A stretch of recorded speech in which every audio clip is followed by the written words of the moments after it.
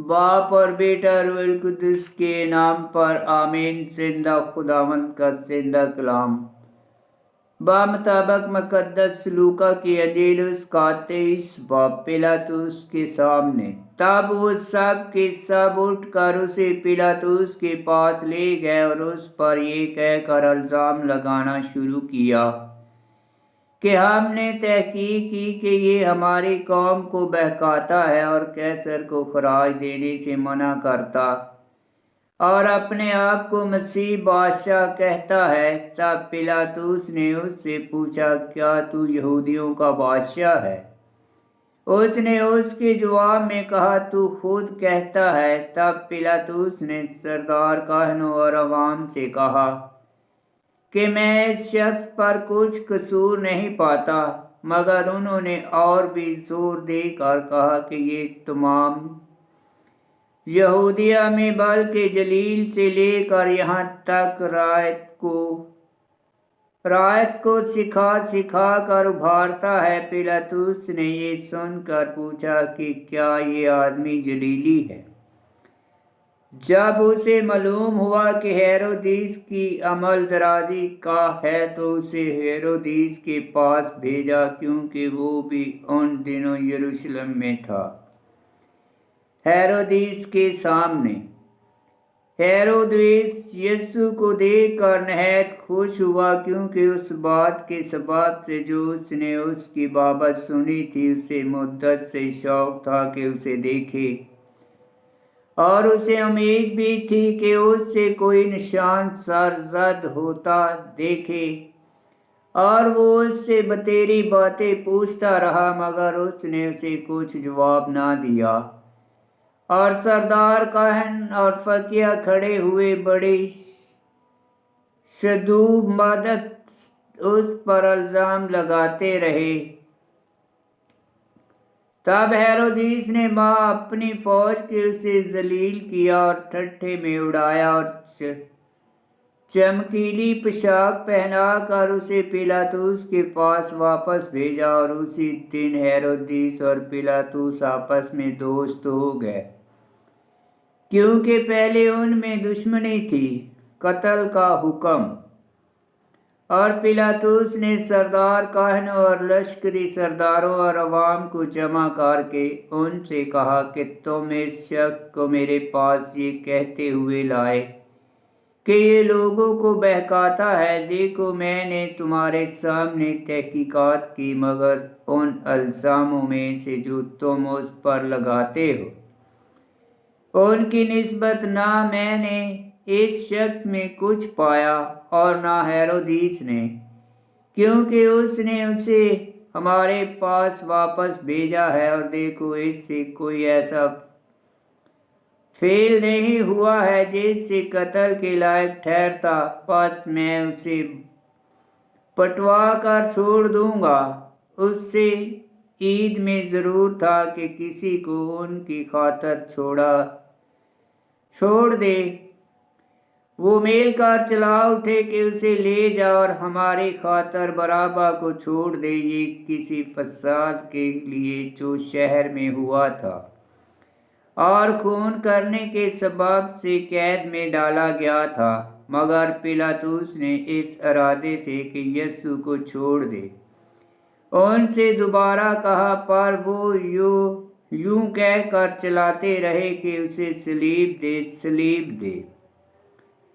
तीसरी बार उसने उनसे कहा, उसने क्या बदी की है? मैंने इसमें कत्ल के लायक कोई कसूर नहीं पाया, इसलिए मैं उसे पटवा कर छोड़ दूंगा। मगर वो चला कर इसरार करके तलब करते रहे कि उसे सलीब दी जाए। और उनका चलाना और सरदार काहन कामयाब हुए। तब पिलातुस ने हुक्म दिया कि उनकी ख्वाहिश के मुताबिक हो, और उसने उस शख्स को छोड़ दिया जो फसाद और खून की वजह से मुक़ीद था और जिसे उन्होंने मांगा था, और यीशु को उसने उनकी मर्जी के हवाले किया। राह सलीब। और जब उसे लिए जाते थे तो उन्होंने शमौन नामी एक कैरवानी को पकड़ा जो खेत से आ रहा था, और सलीब उस पर रख दी कि यीशु के पीछे पीछे उठा ले चले। और लोगों का एक बड़ा हजूम और औरतें जो उसके वास्ते छाती पीटती और रो रही थी उसके पीछे पीछे चली। यीशु ने उनकी तरफ मुड़कर कहा, ऐ यरूशलेम की बेटियों, मुझ पर ना रोवो, बल्कि अपने आप पर रोवो और अपने बच्चों पर, क्योंकि देखो वो दिन आएंगे जिन में कहेंगे, मुबारक हैं भांजे और वो रहम जो बारवारा हुए और वो छातियां जिन्होंने दूध ना पिलाया। तब वो पहाड़ों से कहना शुरू करेंगे कि हम पर गिर पड़ो, और टीलों से कि हमें छुपाओ, क्योंकि जब हरे दरख्त के साथ ऐसा किया जाता है तो सूखे के साथ क्या ना किया जाएगा। और दो और जो बद किरदार थे उसके साथ ले जाए जा रहे थे ताकि कत्ल किए जाएं।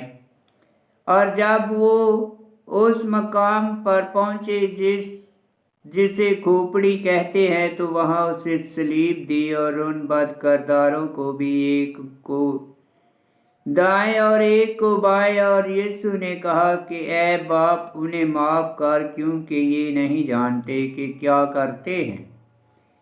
और उन्होंने उसके कपड़े बांटने के लिए कूड़ा डाला। यीशु मसलूब।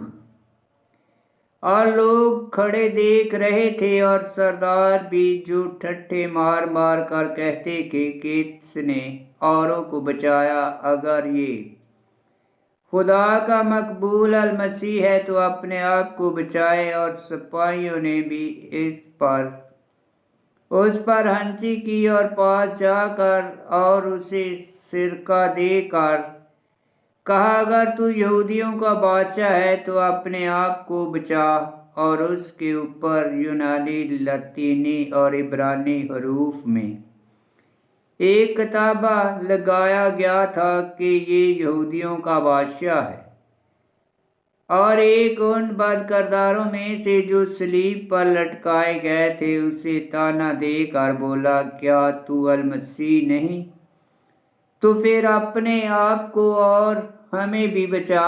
लेकिन दूसरे ने झिड़क कर जवाब में कहा, क्या तू अब भी खुदा से नहीं डरता, हालांकि उसी सजा में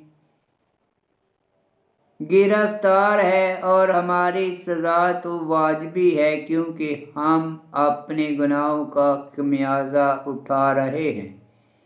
मगर इसने तो कोई बदी नहीं की। और उसने कहा, है यीशु, जब तू अपनी बादशाही में आए तो मुझे याद करना। और यीशु ने उससे कहा, मैं तुझसे सच कहता हूँ कि आज ही तू मेरे साथ फरदौस में होगा। वफ़ाते मसीह। और छठी घड़ी के करीब था कि सारे मुल्क पर अंधेरा छा गया, जो नामी घड़ी तक रहा, क्योंकि सूरज तरीक हो गया था और हैकल का पर्दा बीच से फट गया।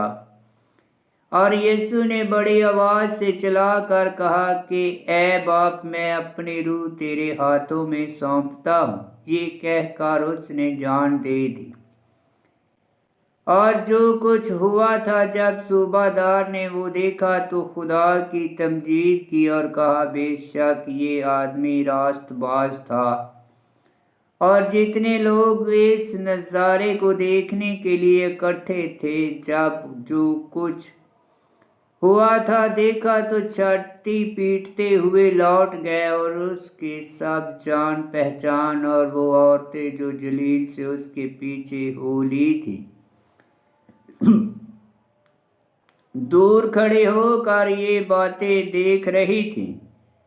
कफन दफन। और देखो, यूसुफ नामी एक शख्स जो मशीर था और मुर्द नेक और रास्त वो उनकी राय व अमल में शरीक ना हुआ था। वो यहूदियों के शहर रामा का और खुद खुदा की बादशाही का मुंतजर था। उसने पिलातुस के पास जाकर यीशु की लाश मांगी और उसे उतार कर कतानी चादर में कफनाया और एक कब्र में रखा जो चट्टान में खोदी हुई थी, जहाँ कभी कोई रखा ना गया था। वो तय का दिन था और सब्बत शुरू होने को था।